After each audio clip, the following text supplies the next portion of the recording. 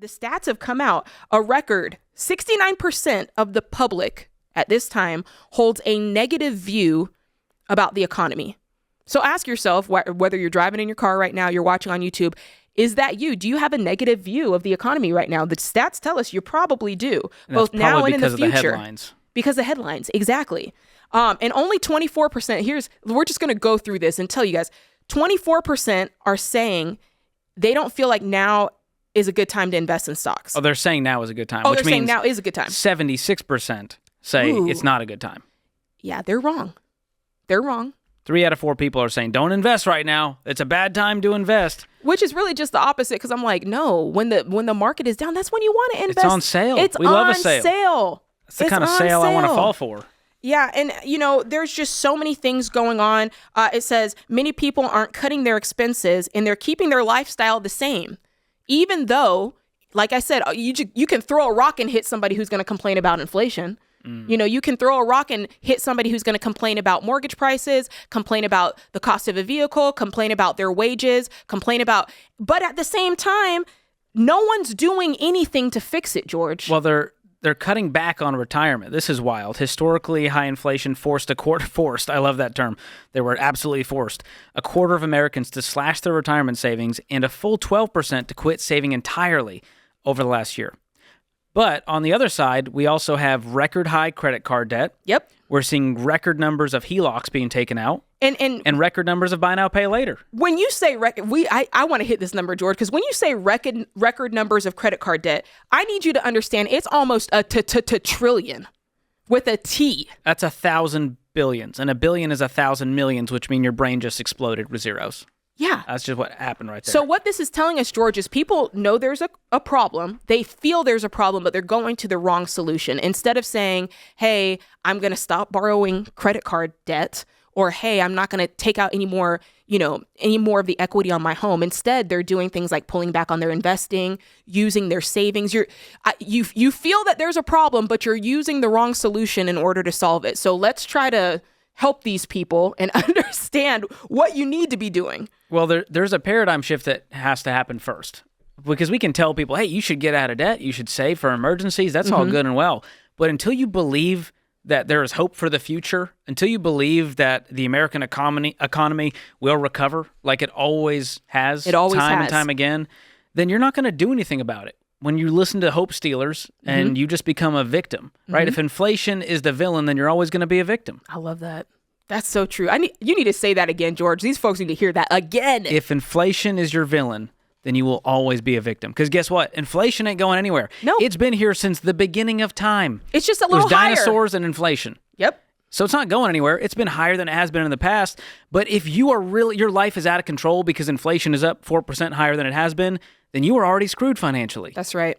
That's such a good point. I'm not going to sit back here and act like these things that are taking place aren't real. Yes, like people are feeling the pinch of inflation. That's a real thing. People are feeling like they can't spend their money as willy-nilly as they once did, because that is the fact. Like there is a pinch going on right now. But I think the point you made, George, is true. These things, they happen in cycles, right? There's always times when the market is down. It always rebounds back up. But you've got to understand that that's just part of this thing.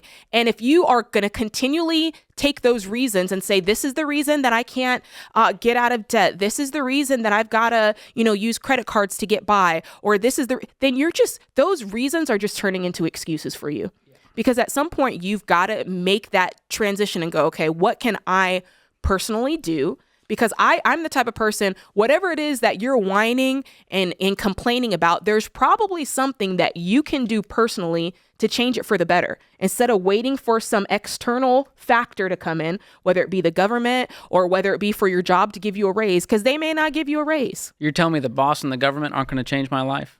Come on, Jade. Here's the thing. The people who are complaining, these are the same people who fall into these stats. Americans spent 20.7% more at restaurants than they spent on groceries in 2022. Now, there it is. Wait a second. Hold on. So we're all struggling, and so we're going to go eat out because that's the solution. Well, George, to our spending problem. It's cheaper to eat. I got to say this in a voice.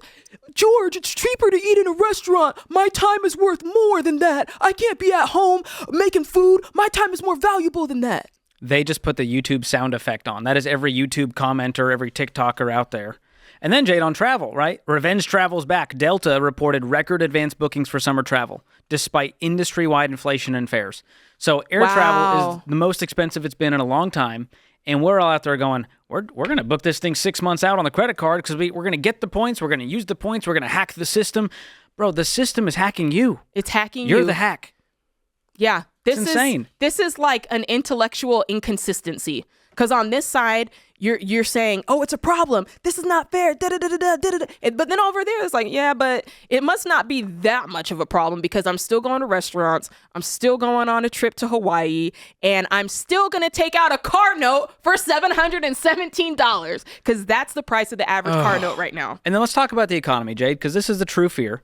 But I have some perspective to share that I think will make everyone feel better. What? These are real numbers. In the last 40 years, the S&P 500, which is the index that is used to really track the stock market in the U.S., in the last 40 years, the S&P 500 was up 32 of those 40 years. That's right. And get this, 22 of those years, there was a return greater than 12%. Wow. Everyone out there is going, what do you mean you're making 12? Well, dude, you're looking at your 401k in the last year or two.